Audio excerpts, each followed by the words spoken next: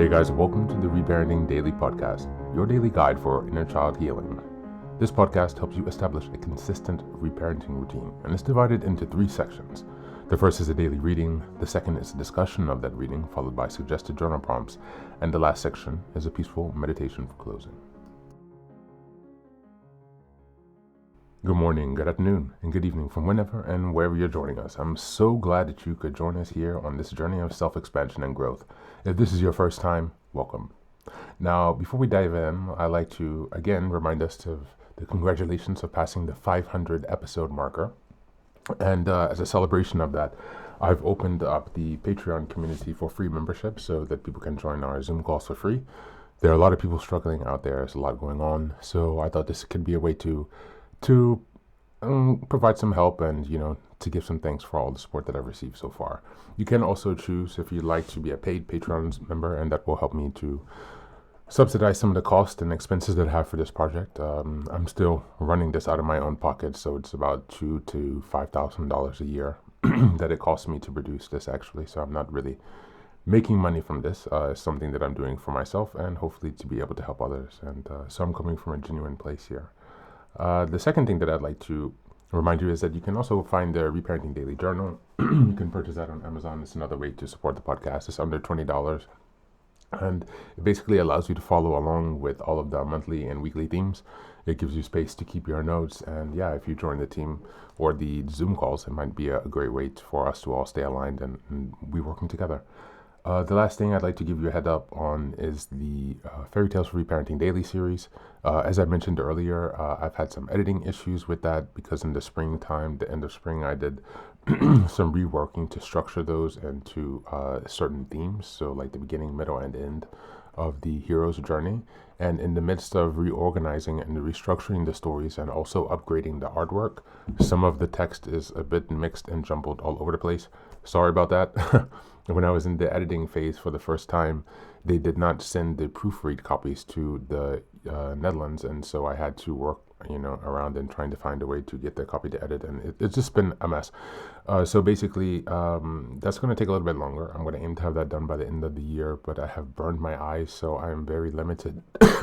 Excuse me, with what I can do and time I spent on the computer. And so I would have had that done much earlier. I would have liked to have that already done, but here we are. And so in any case, once that's available, again, I'll give you a heads up, but please do hold off on purchasing the Fairy Tales for Reparenting Daily for now. Or Fairy Tales for Reparenting series, not the Fairy Tales for Reparenting Daily. That's it today. So without further ado, let's dive into today's practice. Today's reading is entitled Self-Regulation for Adults, Strategies to Getting a Handle on Emotions and Behavior by Harvard Medical School. Just as a reminder, we're in September and the theme is emotional intelligence. We're in week 2, which is September 8th until the 14th, and the theme is developing emotional regulation. Let's go ahead to the reading today. Everyone has unpleasant emotions from time to time, such as anger, jealousy, fear, or anxiety. It's human nature. But the key to living a satisfying life and getting along with others is to be able to manage your emotions and behavior even in times of stress. One way to do this is with self-regulation. What is self-regulation? Self-regulation is the act of controlling your behaviors, thoughts, emotions, choices, and impulses. Self-regulation skills help you keep negative emotions in check and think before you react. In essence, it's a type of self-control or emotional regulation. And negative emotions are disruptive. They can interfere with your happiness, productivity, and relationships. While you can't always avoid negative feelings, you can change the way you react to them. Understanding depression. Depression is more than a passing bout of sadness or dejection, or feeling down in the dumps. It can leave you feeling continuously burdened and can sap the joy out of once pleasurable activities. In understanding depression, find out how effective treatment can lighten your mood, strengthen your connections with loved ones, allow you to find satisfaction in interests and hobbies, and make you feel more like yourself again. Self-regulation draws upon emotional stability, self-discipline, flexibility in adapting to different situations, persistence in getting through tough times, and strong personal values that guide your reactions and decisions. People with good self-regulation skills can still feel sad, angry, or stressed during difficult times, but they have learned to manage these challenges better. Why is self-regulation important? When confronted with distressing or challenging situations, people with a strong ability to self-regulate can maintain a measured outlook and respond with thoughtfulness and maturity. People with good emotion regulation skills tend to have healthier behaviors and overall better health. Some of the healthy behaviors connected with self-regulation include being physically active, having a good diet, and not smoking. On the other hand, people who are emotionally dysregulated experience high levels of stress and anxiety that can lead to poor physical and mental health. Some of the conditions associated with emotional dysregulation include being more sedentary, being overweight, and having high blood pressure and stress and other stress-related problems. Having good self-regulation yourself can be especially valuable for parents teaching these skills to their children from toddlers to teenagers. Techniques for improving self-regulation. Improving your emotional regulation skills can help you be better prepared when you encounter obstacles, whether big or small, throughout your life. Self-regulation starts with exploring and understanding your behaviors, emotional reactions, and impulses. For example, do you notice that you are triggered by certain environments or people? Are you responding to an experience in your past rather than the current situation? You then consider the consequences of possible responses and consciously choose those that lead to more positive outcomes. Mindfulness and cognitive behavior strategies are two ways to do this. Mindfulness and self-regulation. Mindfulness plays a strong role in self-regulation. It involves focusing one's awareness and breath and then expanding awareness in an open way to passing thoughts, taking the time to calm them by focusing on the present moment without judgment. Practicing mindfulness helps you appreciate the simple pleasures of life. Then, when you're faced with stressful situations, you can tap into those feelings of peace and satisfaction to help you self-regulate and keep your emotions under control. Practicing mindfulness can help you build the capacity to deal with problems. And cognitive behavior strategies for self-regulation. Cognitive behavioral strategies help one reduce internal drivers of emotional dysregulation by replacing unhelpful thoughts and behaviors with positive ones. These techniques are often done with the help of a therapist, but they can also be practiced at home as well. Cognitive behavioral techniques include identifying and labeling your emotions, understanding the reasons for your emotions that may include distorted thoughts or catastrophizing, and learning to let go of painful feelings. You might also consider any regrettable responses you have had due to difficult and stressful situations in the past, and replace those behaviors with positive alternatives. And practical tips for self-regulation. The ability to self-regulate can be learned and improved. One tip to help you practice improving your self-regulation skills includes using the 4-step stop, breathe, reflect, choose approach. When you feel upsetting emotions, tell yourself to calm down and think more clearly.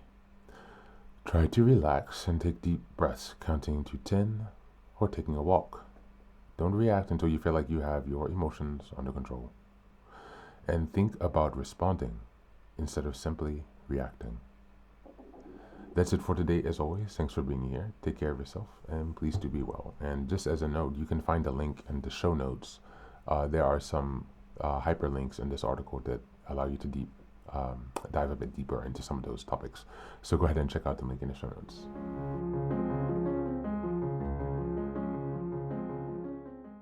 Welcome back. Today's reading on self-regulation ties directly into our September theme of emotional intelligence and this week's focus on developing emotional regulation. Self-awareness is essentially emotional intelligence in action. It's the ability to notice your emotions without letting them dictate your behavior. The text reminds us that emotions like anger, fear, or jealousy aren't wrong or avoidable, they're human. But without regulation, they can hijack our relationships, happiness, and health. Self-regulation doesn't mean shutting down our feelings. It means creating enough space between the trigger and the response to choose a healthier outcome. This connects to parenting work as well. You see, many of us have grown up in environments where our emotions weren't modeled or managed well. so dysregulation can become our default. Learning tools like mindfulness, cognitive behavioral strategies, and the stop, breathe, reflect, choose approach are ways of reparenting ourselves, teaching our inner child what it means to feel emotionally safe without being controlled by them. This is the essence of developing emotional intelligence, honoring our emotions, but letting our wiser, loving inner parent guide how we respond. As we go into the journal prompts today, number 1, what emotions tend to hijack me the fastest? And how does it usually show up in my behavior? Number 2, how might I use the stop, breathe, reflect, choose method? How might using the stop, breathe, reflect, choose method change the way I handle stress this week? And number 3, when I look back on moments of regret, what healthier responses could I choose if I face a similar situation in the future? That's it for today. As always, thanks for being here. Take care of yourself and please do be well.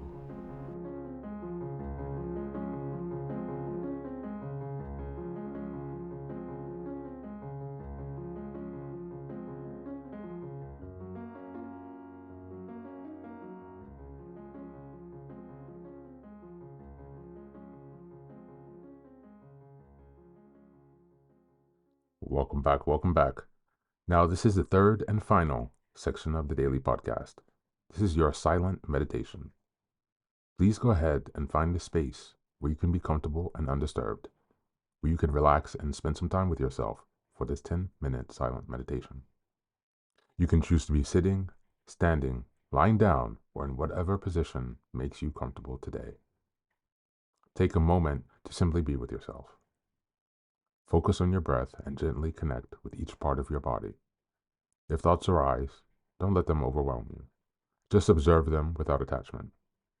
Imagine them as leaves drifting down atop a river, passing by without needing your engagement. Stay present, grounded, and open to this moment, no matter what time you are listening and practicing this meditation. Namaste.